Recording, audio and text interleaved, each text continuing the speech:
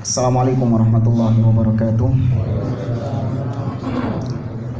Innal hamdalillah nahmaduhu wa nasta'inuhu wa nastaghfiruh wa na'udzu billahi min shururi anfusina wa min sayyiati a'malina. Man yahdihillahu fala mudilla lahu wa may yudlil fala hadiya lahu. Wa asyhadu an la ilaha illallah wahdahu la syarika lahu wa asyhadu anna Muhammadan 'abduhu wa rasuluh.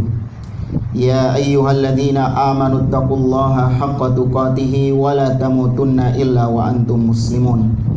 Ya ayyuhan nasu taqu rabbakumul ladzi khalaqakum min nafsin wahidah wa khalaqa minha zawjaha wa batha minhuma rijalan katsiran wa nisaa'a wattaqullaha alladzi tasaaluna bihi wal arham innallaha kana 'alaikum raqiba. Ya ayyuhalladzina amanu taqullaha wa qulu qawlan sadida yuslih lakum a'malakum wa yaghfir lakum dhunubakum wa may yuti'illaha wa rasulahu faqad faza fawzan 'azima. Amma ba'd, fa inna asdaqal hadithi kitabullah wa khairal hadi hadi Muhammadin sallallahu alaihi wasallam wa syarral umuri muhdatsatuha wa kullu muhdatsatin bid'ah wa kulla bid'atin dhalalah wa kulla dhalalatin finnar. Ma'asyiral muslimin, ikhwani fillah rahimani wa rahimakumullah. Kita melanjutkan kembali pembahasan kitab At-Tawjihat Al-Islamiyah li Islahil Fardi wal Mujtama', yaitu bimbingan Islam yang bermanfaat untuk memperbaiki individu kaum muslimin atau masyarakat Islam pada umumnya, yang dikarang oleh Syekh Muhammad bin Jamil Zainu rahimahullahu ta'ala. Kita masih dalam bab tentang ad-du'a huwal ibadah. Berdoa itu adalah bentuk ibadah kepada Allah Azza wa Jalla. Di pertemuan yang lalu kita sampai pada poin yang ke-8, di mana penulis di sini menjelaskan tentang haramnya istighatsah kepada orang yang telah mati. Ya, haramnya meminta tolong ya kepada seseorang yang telah mati. Adapun meminta tolong kepada orang yang masih hidup, selama memang orang itu mampu untuk memberikan pertolongan, bukan termasuk kekhususan Allah, maka boleh dia meminta tolong kepada orang hidup tersebut. Namun kalau yang dimintai tolong adalah tentang sesuatu yang tidak bisa dilakukan kecuali Allah, maka juga jatuh dalam perbuatan syirik kepada Allah Azza wa Jalla, seperti meminta rizki, meminta kesembuhan, meminta keselamatan. Ini haram secara mutlak, baik kepada orang hidup, lebih lagi kepada orang yang telah mati. Dan kita masuk ke poin yang berikutnya, masih di bab doa adalah ibadah, poin yang ke-9. Qala al-mu'allif rahimahullah, berkata penulis, thabata fil ahadits sahihah anna an-nasa yaumal qiyamah ya'tuna al-anbiya fayastashfi'una bihim hatta ya'tu Muhammadan fayastashfi'u bihi ay yufarrija anhum fayaqulu ana laha thumma yasjudu tahta al-arshi wa yatlubu min Allahil faraja wa ta'jil al-hisab wa hadhihi syafa'ah talaba minar rasuli sallallahu alaihi wasallam wa huwa hayyun yukallimuhu an-nas wa yukallimunahu ay yashfa'a lahum 'inda Allah wa yad'u lahum bil faraj wa hadha ma sayaf'aluhu sallallahu alaihi wasallam bi abi huwa wa ummi. Kata beliau, telah terdapat banyak riwayat di dalam hadis-hadis yang sahih, yaitu hadis tentang syafaat yang dikenal dengan syafaatul uzma. Orang-orang ketika itu di padang mahsyar, mereka dalam keadaan kepanasan, mereka menunggu lama, ibarat orang yang mau disidang tapi ruang sidangnya itu ditutup, disuruh nunggu di luar, panas-panas kelantangan. Tentu orang-orang ini ingin supaya perkara mereka segera diputuskan sama Allah Azza wa Jalla. Kita tahu betapa panjangnya manusia menunggu di saat itu.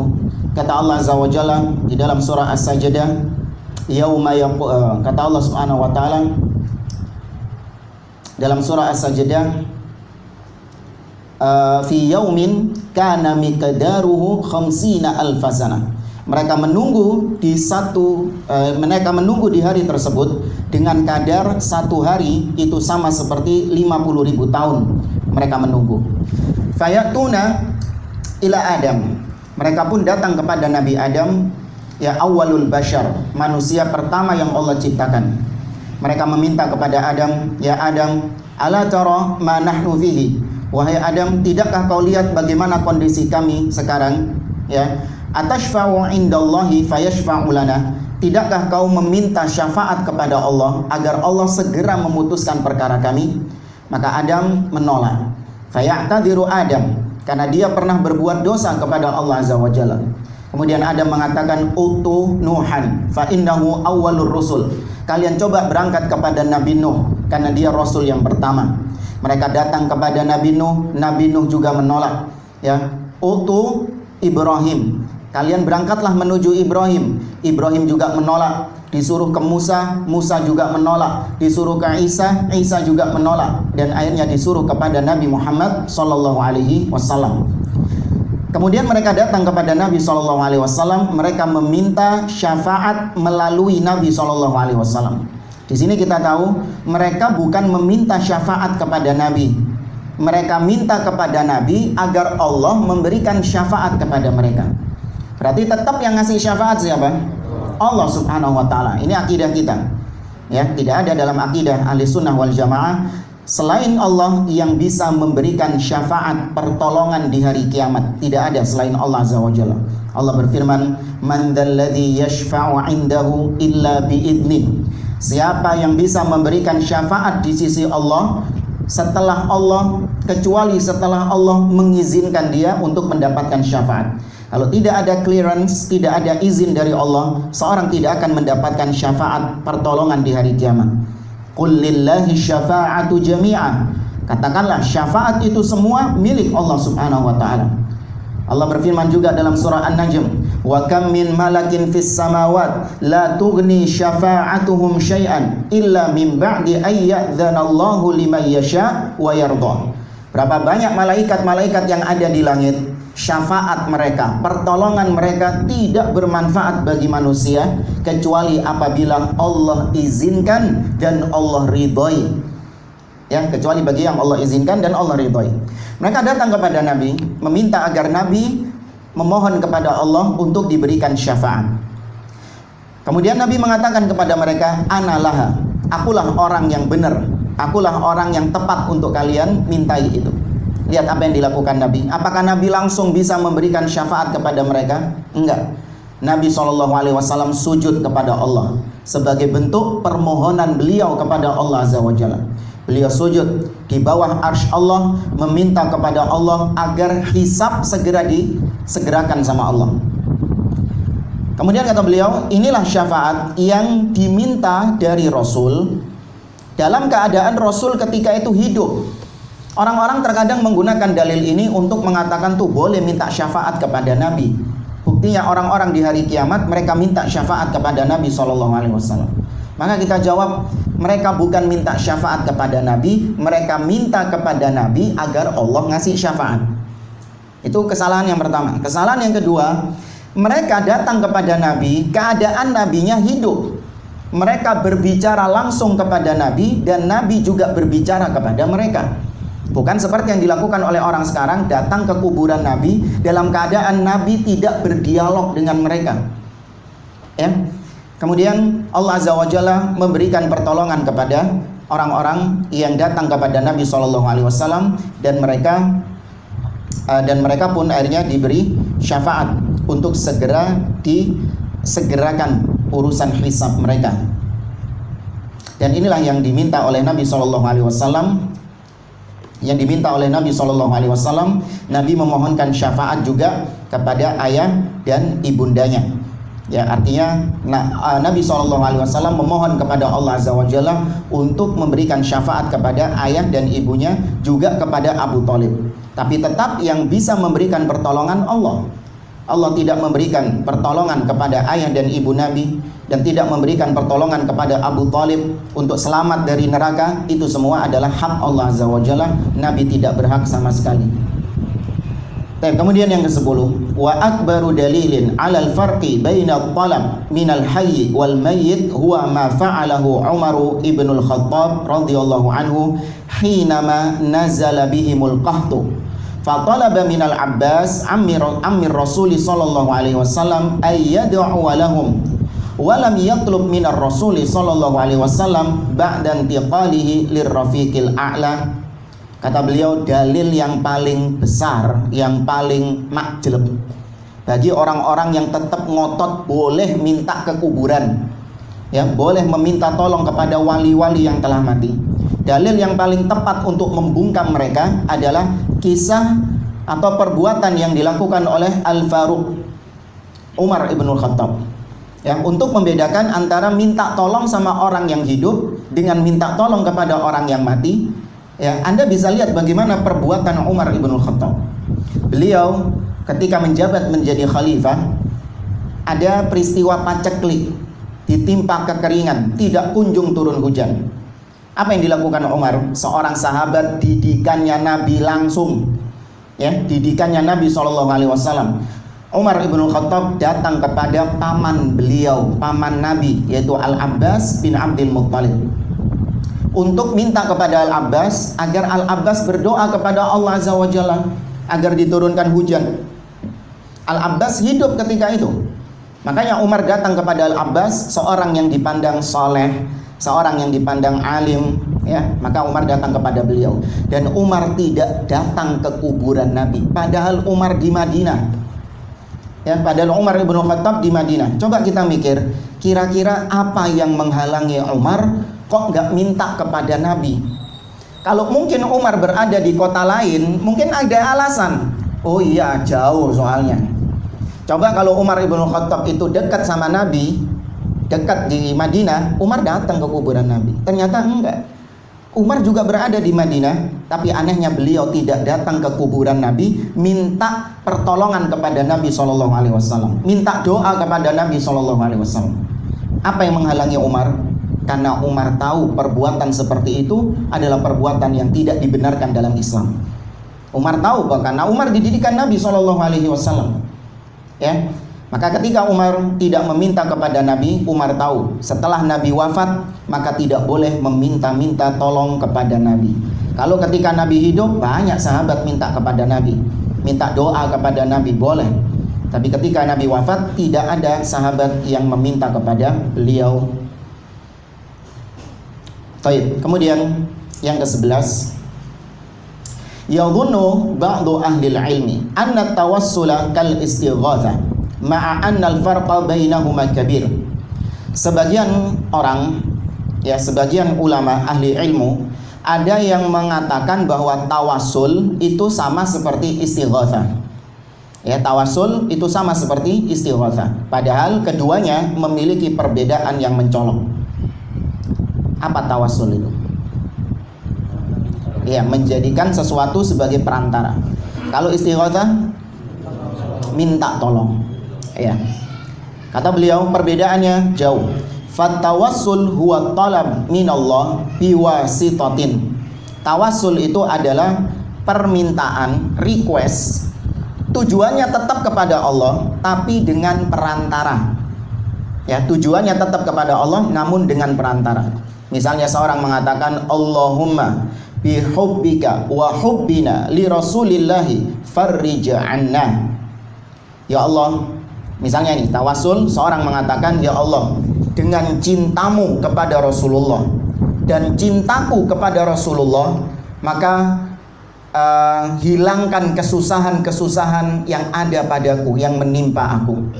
Dia menggunakan perantara cintanya kepada Rasul untuk meminta kepada Allah Subhanahu wa taala. Kata beliau, yang seperti ini fahadza jaiz, ini dibolehkan. Dalilnya apa? Ini termasuk di antara tawassul dengan menggunakan amal soleh, dengan menggunakan kebaikan-kebaikan. Cinta, Anda cinta kepada Nabi, Anda berbakti sama orang tua, Anda pernah melakukan sedekah, amal-amal soleh apapun yang pernah Anda kerjakan, atau akidah Anda cinta kepada Nabi, itu akidah Anda mendahulukan perintah Nabi di atas perintah yang lain, Anda melakukan sunnah-sunnah Nabi karena Anda cinta kepada Nabi, ketika Anda berdoa, jadikan itu sebagai perantara Anda. Ya Allah, dengan cintaku kepada Nabi, tolong berikan aku rizki, berikan aku rizki. Ini seperti ini diperbolehkan. Amal istighatsah, tapi saya tambahkan, kalau dia meminta kepada Allah dengan perantara sesuatu yang bukan termasuk media tawasul, maka tetap itu adalah perbuatan bukan termasuk syirik, cuman bid'ah dalam agama. Contoh misalnya, ya Allah, dengan kedudukan wali fulan, maka berikan aku rizki. Allahumma bijahi Syekh fulan atau bijahi Syekh Abdul Qadir Jailani, berikan aku rizki. Ya Allah, dengan kedudukan Syekh Abdul Qadir Jailani atau kedudukan Syekh fulan, maka berikan aku rizki. Kalimat seperti ini tidak termasuk syirik, ya. Kenapa? Karena yang diminta tetap kepada Allah Subhanahu wa taala. Namun masuk dalam kategori bid'ah karena Nabi, para sahabat, ya, para tabi'in dan para salaf terdahulu tidak pernah menggunakan lafal-lafal seperti ini dalam berdoa kepada Allah Azza wa Jalla. Ya, tidak termasuk syirik tapi termasuk bid'ah dalam agama. Amal istighatsah, adapun istighatsah itu tadi tawasul. Sedangkan istighatsah fahiya talab min ghairillah. Istighatsah ini minta tolong, yang dimaksud di sini adalah Anda meminta pertolongan kepada selain Allah Azza wa Jalla. Kalau minta tolongnya kepada Allah sudah nggak usah dibahas lagi. Memang itu syariatnya. Sekarang minta tolong kepada selain Allah. Fataqul, misalnya engkau mengatakan, ya Rasulullah farrij 'anna. Ya Rasulullah, hilangkan kesusahan-kesusahan dalam diriku. Ini kata beliau, fahadha ghairu jaiz. Ini nggak boleh. Rasul saja, beliau mencontohkan Rasul, manusia yang paling mulia. Anda minta tolong kepada Rasul dalam keadaan Rasul sekarang sudah wafat, ini termasuk syirik. Apalagi yang di bawah Rasul. Ya wali fulan, ya syekh fulan, wahai kiai fulan. Ini lebih tidak pantas lagi untuk diminta-mintai pertolongan. Wa huwa syirkun akbar, bahkan itu kategorinya syirik besar. Liqaulihi ta'ala, berdasarkan firman Allah di dalam surah Yunus, Allah Subhanahu wa taala mengatakan, wala tad'u min dunillahi ma la yanfa'uka wa la yadhurruk. Fa in fa'alta fa innaka idzan minadh dhalimin. Kata Allah, dan janganlah engkau berdoa kepada selain Allah. Lihat, general, umum. Selain Allah apapun itu, mau rasul, mau wali, mau kiai, mau ustadz, itu semua tergolong dalam kategori selain Allah Azza wa Jalla. Jangan kau berdoa kepada selain Allah apa-apa yang tidak bisa mendatangkan manfaat kepadamu dan juga tidak bisa mendatangkan mudarat kepadamu. Apabila engkau melaksanakan itu, sungguh kau termasuk di antara orang-orang yang zalim. Orang-orang yang zalim di sini apa? Syirik. Karena Allah mengatakan melalui lisannya Luqman, ya bunayya la tusyrik billah inna syirka la zulmun azim. Syirik itu kezaliman yang besar. Ada orang yang kalau Ustaz, ini bukan syirik Ustaz, meminta kepada selain Allah hukumnya zalim.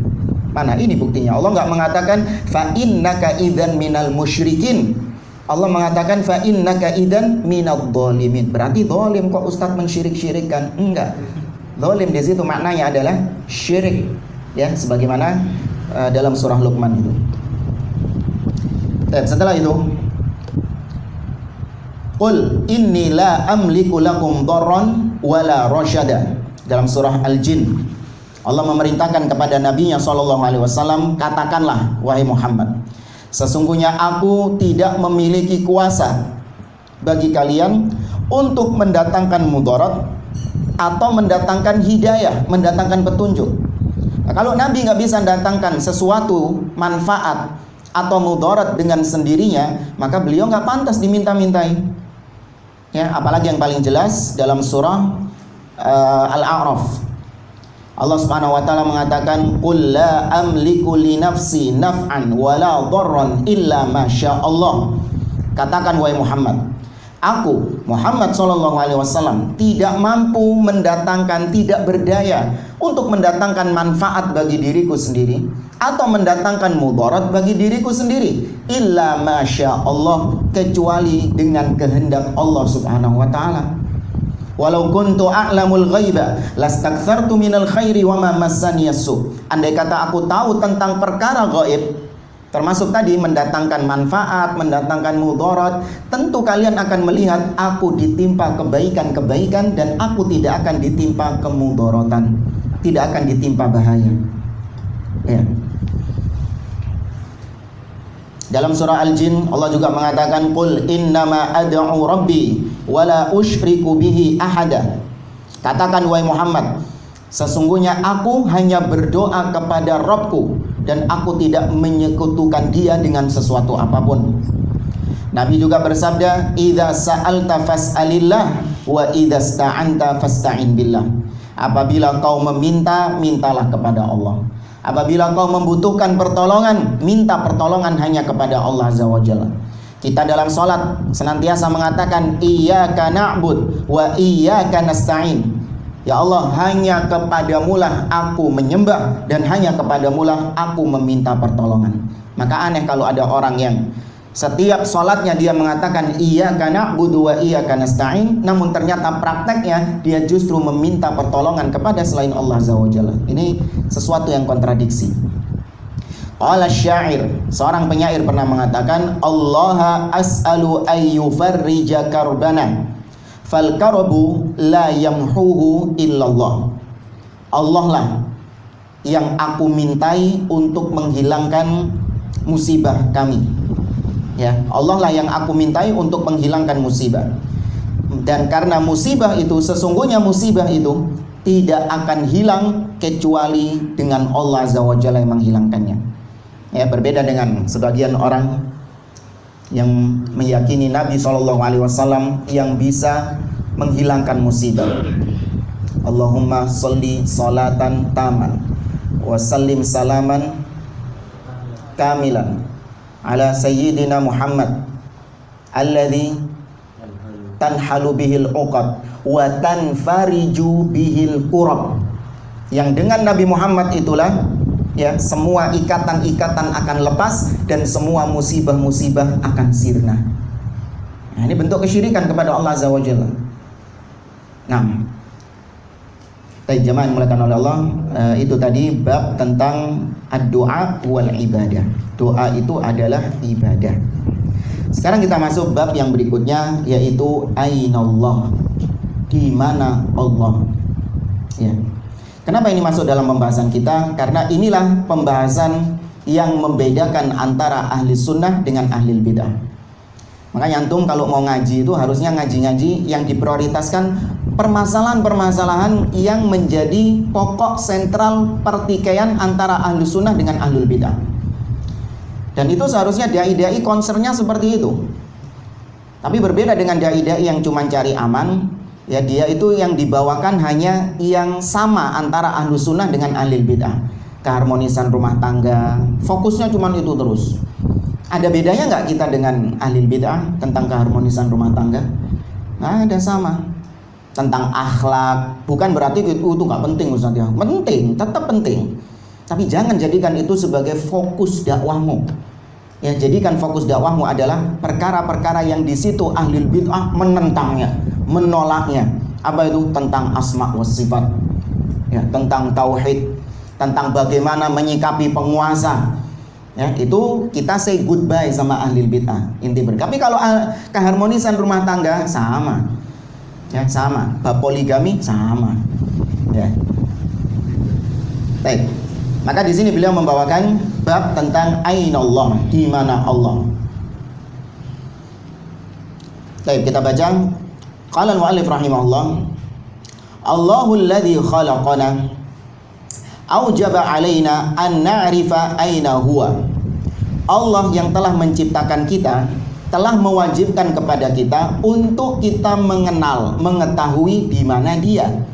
Andai kata Allah Azza wa Jalla tidak mewajibkan kepada kita, tidak menginformasikan di dalam Al-Quran tentang di mana Dia, nggak perlu kita bahas ini, sudah ngapain?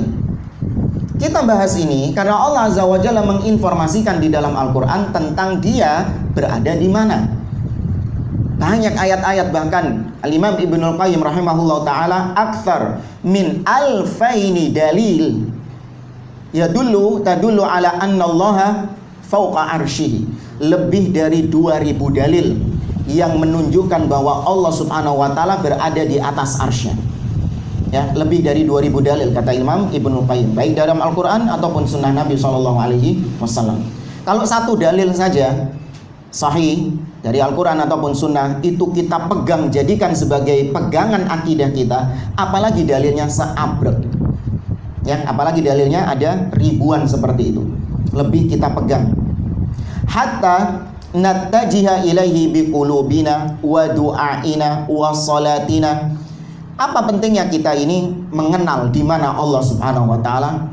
Kata beliau, supaya kita ini hati kita terpaut kepada Allah yang berada di atas.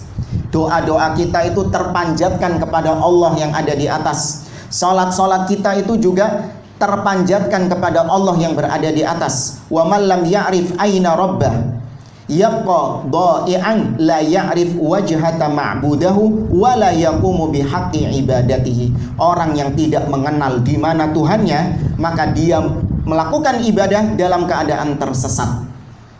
Orang yang nggak mengenal Tuhannya, dia akan beribadah kepada Allah dengan keadaan yang tersesat. Di mana Allah? Harus kemana saya memanjatkan doa-doa saya? Hati saya harus saya gantungkan kemana?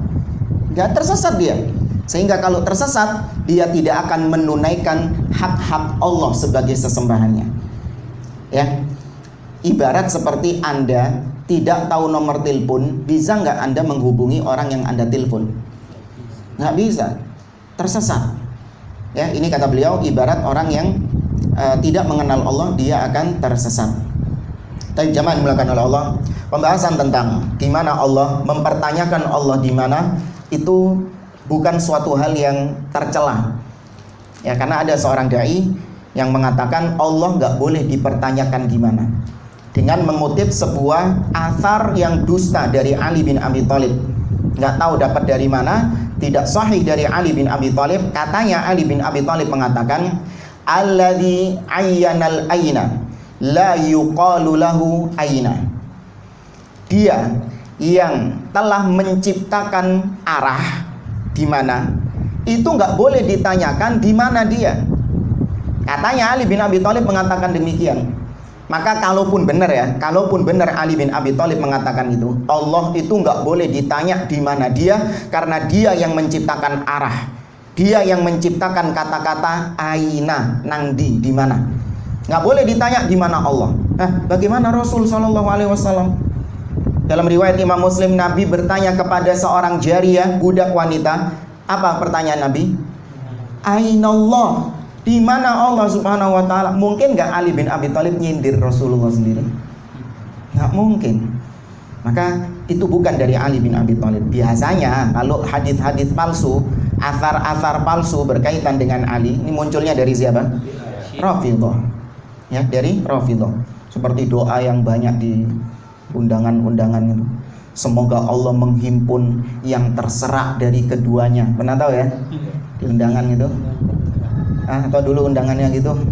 Nah, Ustaz, kalau sudah kadung undangannya gitu gimana Ustaz? Gimana?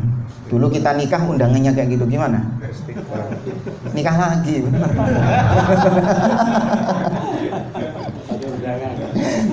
Nikah lagi yang benar undangannya jemaah. Enggak guyon-guyon. Baik, kita lanjutkan kata beliau, inna sifatal uluwi lillah ala khalqihi hiya kabaqiyatis sifatil waridah fil qur'ani wal ahadithis sahihah. Sesungguhnya sifat ketinggian Allah Maha Tinggi itu seperti sifat-sifat Allah yang lainnya yang Allah informasikan kepada kita di dalam Al-Quran ataupun di dalam Sunnah. Allah tuh banyak menginformasikan kepada kita tentang sifat-sifatnya. Nah, ahli bid'ah itu lucu. Sebagian informasi tentang sifat Allah diterima, tapi sebagiannya ditakwil-takwil sama dia. Ada sifat 7. Al-haya, al-baqa, as-sam'u wal basar.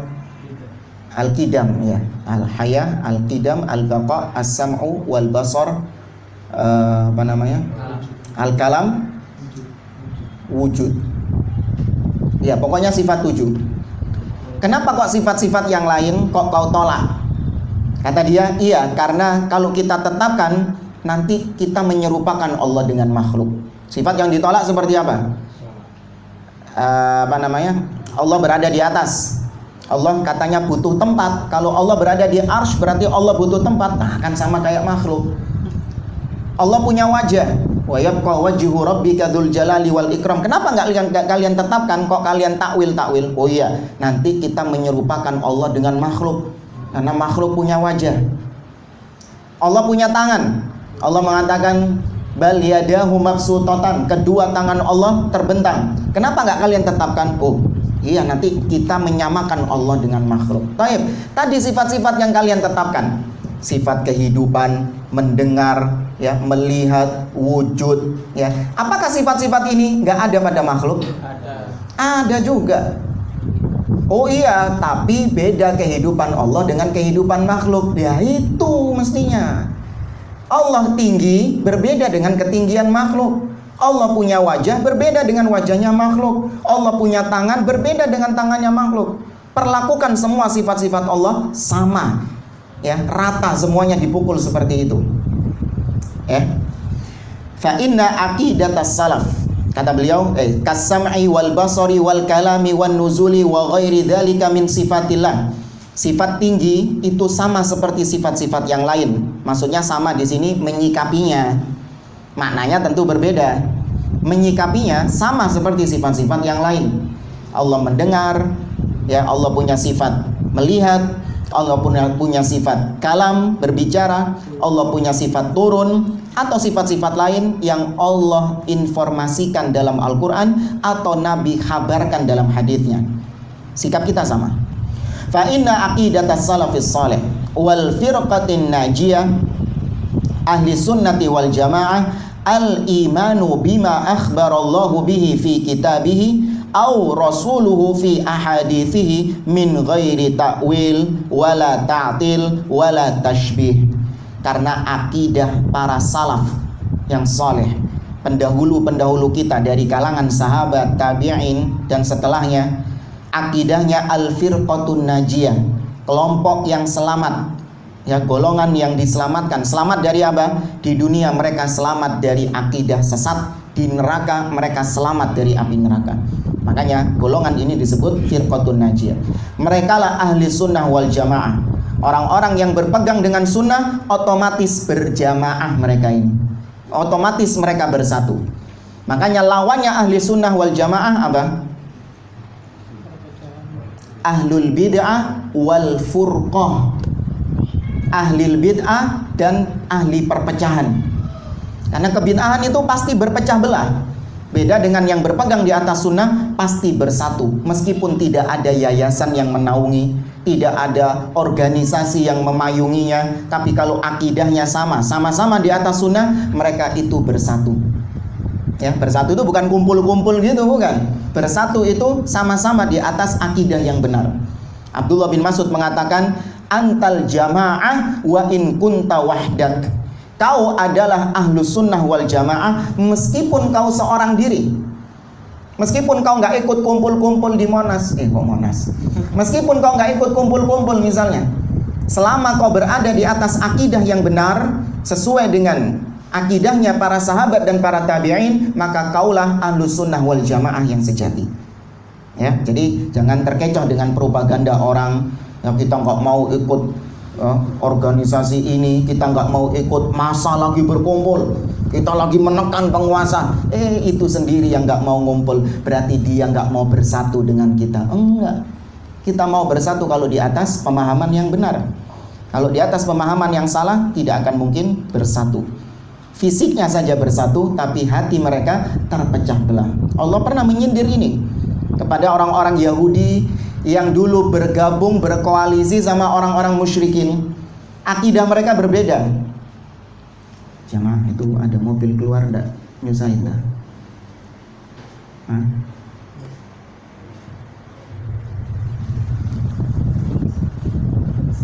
tempat parkir mungkin bisa diatur ya. Jangan sampai mendolimi tetangga-tetangga. Ya, jangan sampai keberadaan kita mendolimi tetangga-tetangga. Kita saja kalau didolimi nggak mau, ya jangan sampai mendolimi orang lain. Baik, kita lanjutkan.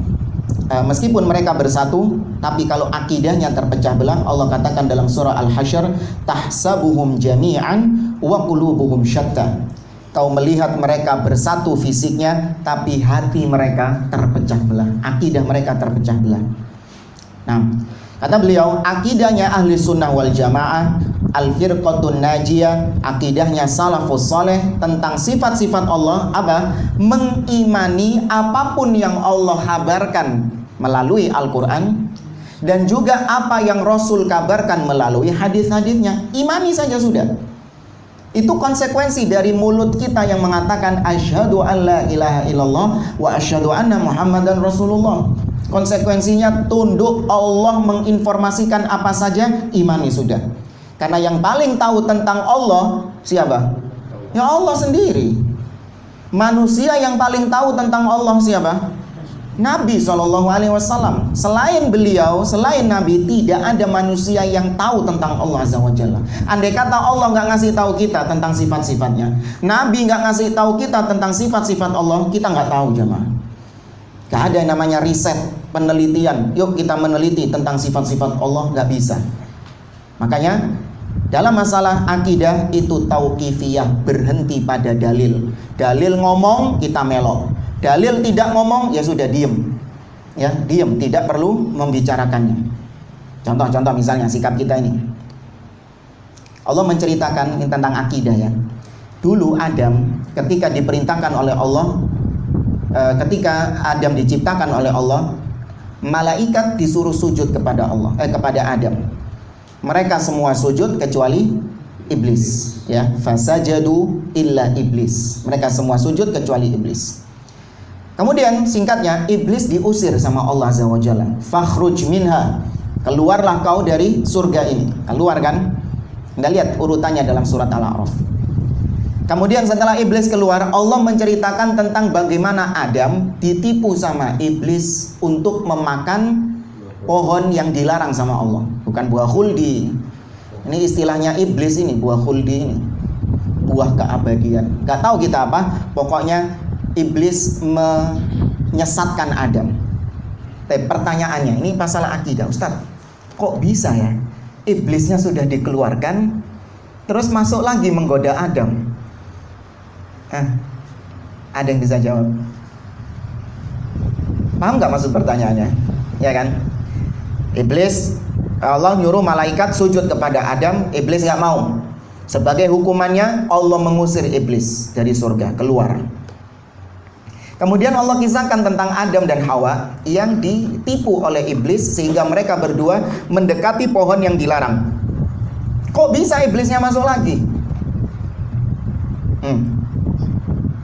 Nah, gak ada informasi dari Allah Subhanahu wa ta'ala bagaimana ceritanya kok iblis masuk lagi kan? Maka yang kita tetapkan apa? Yang kita tetapkan iblis menyesatkan Adam. Iblis diusir dari surga. Sudah, itu yang Allah informasikan. Adapun bagaimana iblis kok bisa masuk lagi ke surga, ada informasi tentang itu? Nggak ada, sudah diem. Nggak usah menganalisa, oh jangan-jangan iblis ini masuknya melalui ini. Ada teori-teori dari para ulama, iya. Dijelaskan para ulama, sebagian menyebutkan iblis masuk itu dengan menjelma menjadi ular. Ya, iblis masuk dengan menjelma menjadi ular. Ada teori-teori seperti itu. Ternyata setelah ditelusuri, itu datang dari Israiliyat.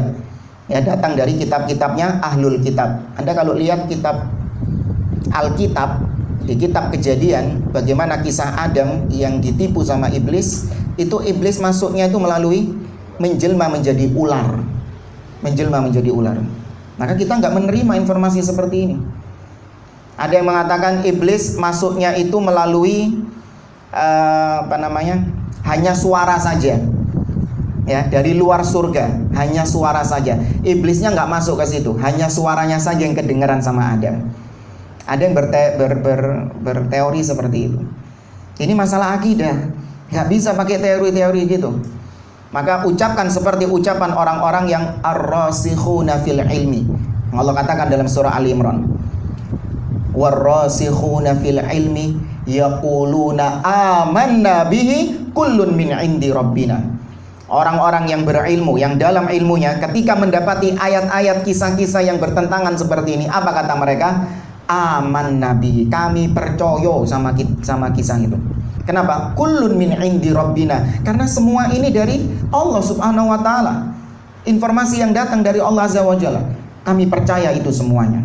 Beda dengan orang-orang yang tadi, kata Allah subhanahu wa ta'ala, alladzina fi qulubihim zayghun fayattabi'una ma tashabaha minhu ibtigha'al fitnah wa ibtigha'a ta'wili wa ma ya'lamu ta'wilahu illallah. Orang-orang yang hatinya ada penyimpangan, mereka sukanya ngungkit-ngungkit masalah ini. Mereka terlalu memperdalam, mengkaji terlalu dalam tentang permasalahan-permasalahan yang akal manusia tidak akan bisa sampai ke sana. Sehingga apa yang terjadi? Sesat. Itulah orang-orang filsafat, ahlil kalam, terlalu mendalami perkara-perkara yang akal nggak mungkin bisa sampai ke sana. Digali terus tentang sifat Allah, tentang zat Allah subhanahu wa ta'ala, terus untuk menguak hakikat Allah azza wa jalla. Nggak bisa, akhirnya tersesat dia. Adapun orang yang beriman, sudah imani saja tanpa dibagaimanakan sifat-sifat Allah tersebut.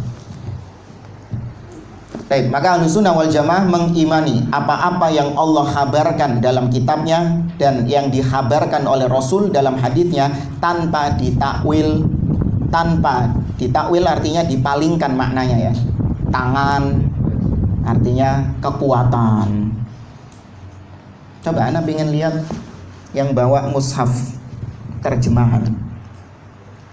Antum buka surat yang HP-nya ada Quran terjemahan.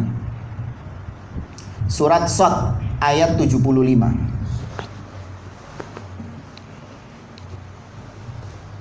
Surat Shad ayat 75.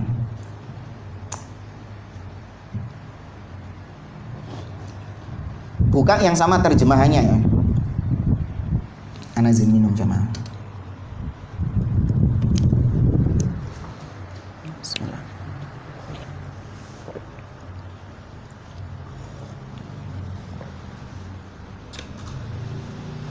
Ketemu? Coba dibaca ayatnya, perhatikan. Qala ya iblis, Allah mengatakan wahai iblis, ma mana'aka an tasjuda lima khalaqtu biyadayya. Biyadayya. Terjemahnya di situ apa? Coba dibaca satu. Kekuasaan. Ada nggak yang terjemahannya tanganku? Iya, antum ada terjemahnya kedua tanganku. Itu Quran aplikasi apa itu? Hijrah app. Namanya Hijrah app. Ya. Kalau yang saya download ini Quran Android yang umum biasanya itu terjemahnya tadi. Apa yang menyebabkan engkau tidak mau sujud kepada Adam yang aku ciptakan dengan kekuasaanku? Ini namanya takwil, takwil yang batil.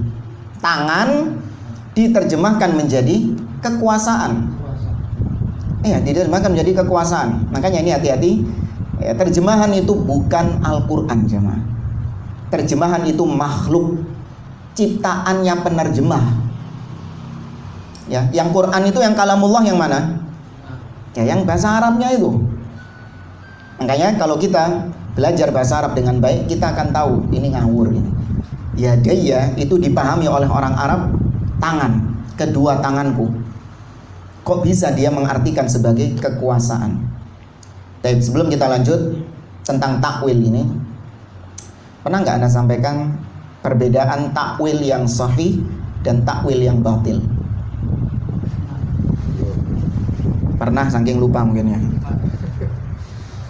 Dan kita ulangi, takwil itu kalau dalam agama kita bukan sesuatu yang diharamkan. Takwil ini apa? Memalingkan makna zahir ke makna yang lain. Contoh misalnya saya mengatakan fulan adalah tangan kanan saya. Ya, makna zahirnya fulan ini adalah tangan kanan saya ini. Tapi kemudian Anda takwil. Tangan kanan di situ maksudnya apa? Orang kepercayaan. Nah, ini namanya takwil kan? Saya nggak ngomong orang kepercayaan, saya ngomongnya tangan kanan. Kok Anda mengatakan orang kepercayaan? Ya memang gitu bahasanya. Itu namanya takwil. Allah mengatakan tangan, kemudian dipalingkan menjadi kekuasaan. Ini namanya takwil. Baik. Takwil ada yang sahih dibenarkan dan ada yang batil. Takwil kita nggak anti sama takwil. Ada takwil yang sahih. Apa itu takwil yang sahih? Takwil yang sahih adalah yang memenuhi beberapa syarat. Syarat yang pertama, takwil tersebut didukung dengan dalil-dalil yang ada, baik di dalam Al-Quran ataupun di dalam As-Sunnah. Didukung dengan dalil. Yang kedua, takwil itu dibenarkan ya manakala didukung oleh tafsir dari para sahabat Nabi, tafsir dari para salaf, baru dibenarkan takwil tersebut. Yang ketiga, takwil itu dibenarkan manakala sesuai dengan tata bahasa Arab yang benar. Kita contohkan satu-satu biar mudah. Yang pertama apa tadi? Ditopang dengan dalil. Baik. Allah Azza wa Jalla mengatakan dalam surah Al-Baqarah tentang sahur, batas waktu sahur. Ya, Allah mengatakan wa kulu washrabu hatta yatabayyana lakumul khaytul abyadu minal khaytil aswadi minal fajr thumma atimmus siyama ilal lail. Allah mengatakan kalau bulan puasa ya, kalian makan dan minumlah pas mari buka, makan dan minumlah semau kalian sampai jelas perbedaan antara benang hitam dengan benang putih dari fajar. Lihat, Allah mengatakan menggunakan kata-kata khaytul abyad dan khaytul aswad. Zahir maknanya apa itu? Benang, benang. Nah, ini benang. Iya kan? Benang hitam dan benang putih. Kemudian ditakwil. Benang hitam di situ maksudnya adalah gelapnya malam, sedangkan benang putih artinya terangnya cahaya matahari. Ustaz, itu kan Allah ngomongnya benang hitam dan benang putih, kok main takwil? Nabi sendiri yang mengatakan demikian. Nah, ditopang dengan dalil. Nabi mengatakan innama dzalika bayadun nahar wa sawadul lail. Yang dimaksud benang putih itu terangnya siang, sedangkan benang hitam itu gelapnya malam. Nabi sendiri yang ngomong. Jadilah ini takwil yang sahih, takwil yang benar, ditopang dengan dalil. Nabi sendiri yang ngomong. Ya, dan contoh-contoh yang lain banyak, bukan tempatnya kita mereteli satu-satu di sini. Paham di sini sama takwilnya ya. Takwil yang kedua dengan apa tadi? Dengan tafsiran dari para sahabat. Kita lihat para sahabat-sahabat yang punya hujan ya, oh enggak. Sahabat-sahabat yang punya kompetensi dalam ilmu tafsir seperti Abdullah ibnu Abbas, Abdullah bin Mas'ud, Abdullah bin Umar radhiyallahu anhuma.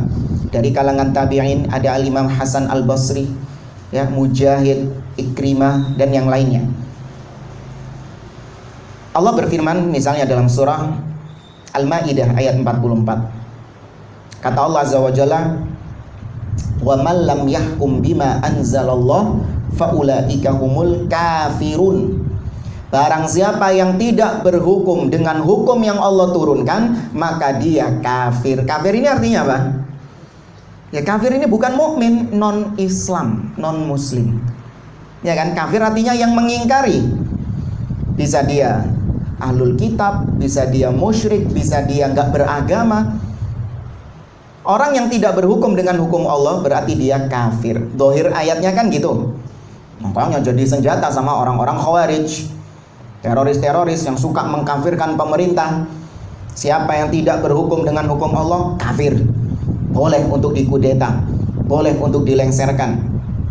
Baik. Sekarang kita lihat bagaimana Abdullah bin Abbas menafsirkan kata-kata kafir di situ dengan kabair. yaitu dosa besar. Yang dimaksud kekufuran di situ adalah dosa besar, yaitu tidak sampai mengeluarkan seseorang dari Islam. Abdullah bin Abbas mengatakan kufrun la yanqulu anil millah. Kekufuran di situ adalah perbuatan dosa yang tidak sampai mengeluarkan seseorang dari Islam. Ini kan takwil namanya. Karena kafir itu ya berarti keluar dari Islam. Tapi Abdullah bin Abbas mengatakan enggak, itu kekufuran yang tidak sampai keluar dari Islam, berarti dosa besar. Paham di sini jamaah? Takwil, ini benar takwil seperti ini. Yang ketiga, takwil yang ditopang dengan bahasa Arab yang benar. Contoh misalnya, Allah berfirman dalam surah Al-Hasyr. Bukan surah Al-Hasyr.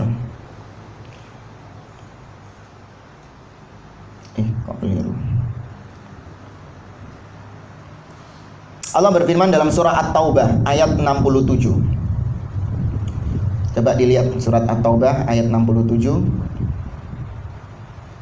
Ana minta salah seorang baca.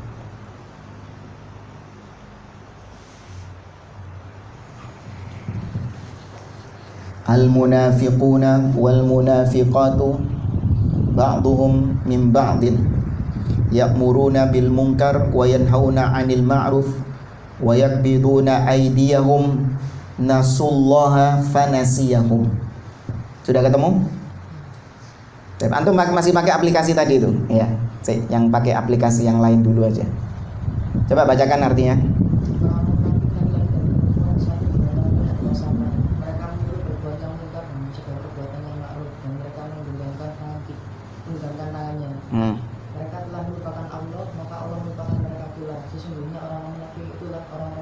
Nah, mereka melupakan Allah, Allah melupakan mereka.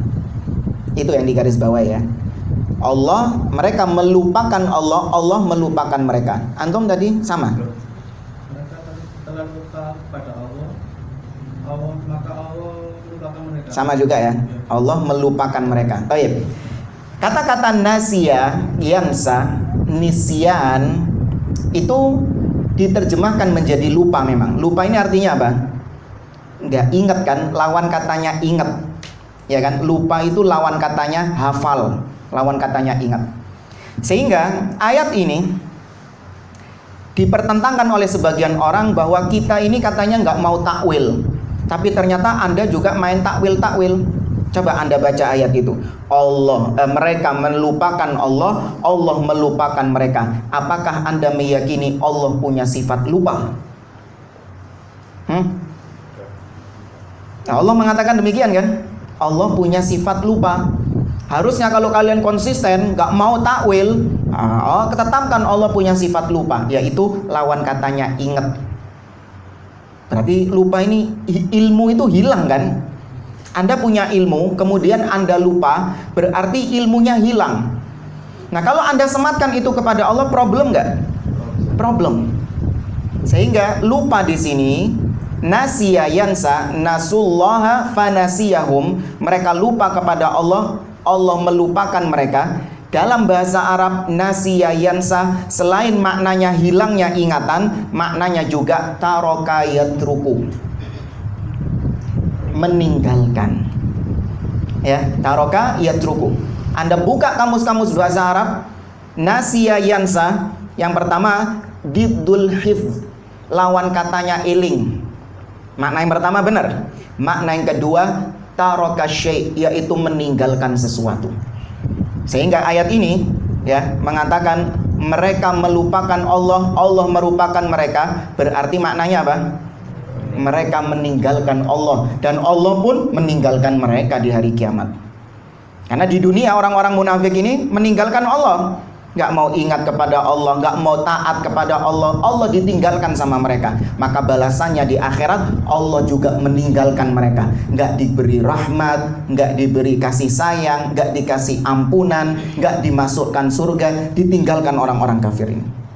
Takwil bukan ini? Sebenarnya bukan takwil, karena maknanya ya itu. Cuman sebagian orang itu memfokuskan sama makna yang paling populer. Apa itu? lawan katanya ingat. Lupa lawan katanya ingat. Berarti Allah lali. Enggak. Ya, Allah itu tidak lupa, tapi Allah meninggalkan mereka.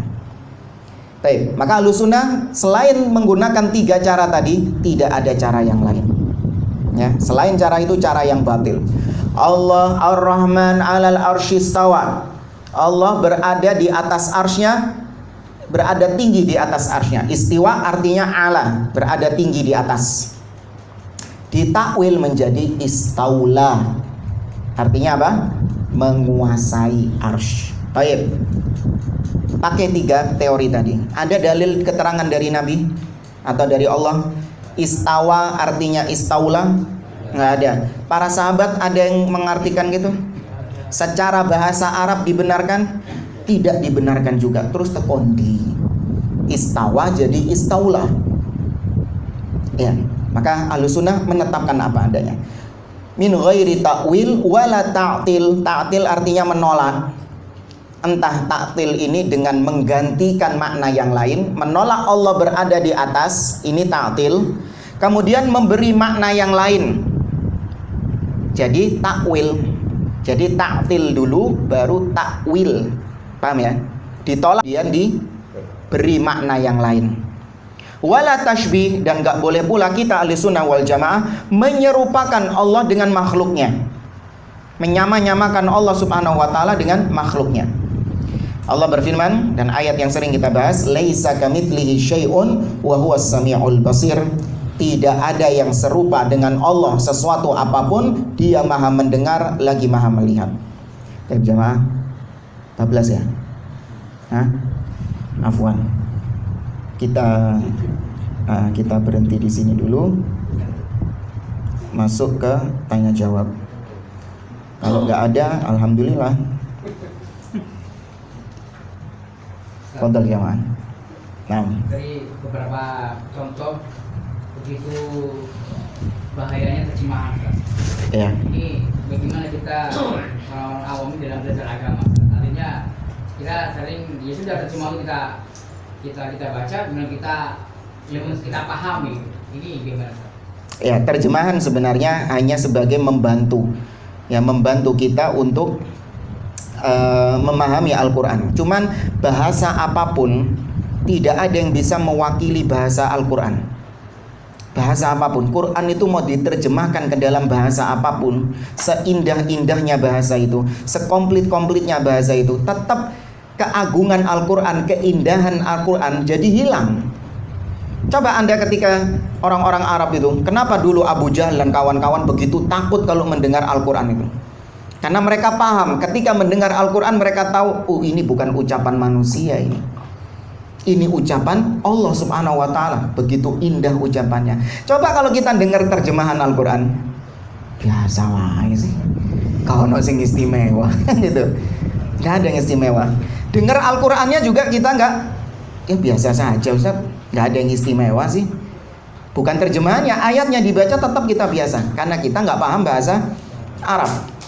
Maka saran yang pertama, belajar bahasa Arab. Ya, karena itu bahasa kita. Kita tidak lepas dari bahasa Arab. Sehari-hari kita nggak lepas. Aktivitas ibadah kita nggak lepas dari bahasa Arab. Ustaz kan baca Quran bisa pakai terjemahan, kenapa kok pakai bahasa Arab? Lah kalau sholat,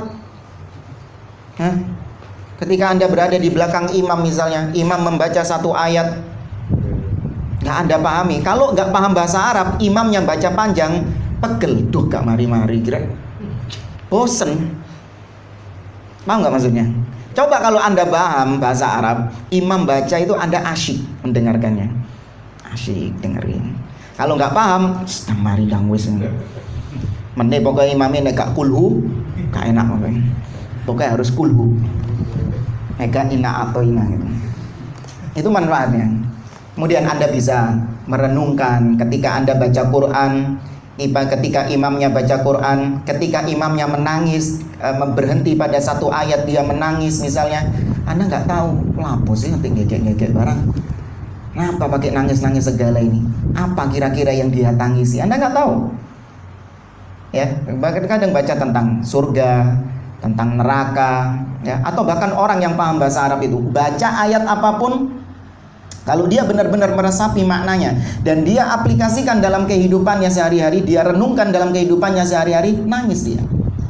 Ada seorang imam di Madinah sana, dia itu menangis ketika membaca ayat yang gak ada hubungannya sama, sebenarnya gak perlu menangis juga, karena ayatnya bercerita tentang talak, tentang perceraian. Kalau nggak salah tentang waris. Iya, tentang waris. Ya, surat An-Nisa kalau nggak salah, tentang waris. Kan awal-awal An-Nisa itu kan tentang waris. Lidzakari mithlu hadzil unthayain dan seterusnya. Apabila punya anak perempuan sekian, kalau ibunya masih hidup sekian. Dia menangis. Kenapa menangis? Ternyata setelah ditanyakan oleh beberapa murid-muridnya, beliau menangis karena teringat ada salah satu anggota keluarganya itu memutuskan tali silaturahim gara-gara masalah waris ini. Ya, gara-gara masalah waris. Betapa dahsyatnya perkara waris ini bisa sampai memutuskan silaturahim, dia menangis tentang hal itu. Itu yang tahu maknanya, yang tahu artinya. Ya, maka belajar bahasa Arab insya Allah bisa mendeteksi kesalahan-kesalahan terjemahan seperti ini. Atau minimal kelamaan, Ustaz butuh berapa tahun belajar bahasa Arab?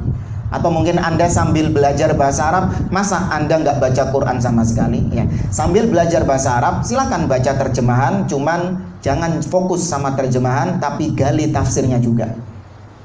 Ya, kalau Anda menggali tafsirnya, ketahuan terjemahan itu salah. Tuh, ini tafsirnya berbicara tentang sifat tangan bagi Allah, tapi kok terjemahannya nggak ada kata-kata tangan. Nah, ini ngawur ini berarti.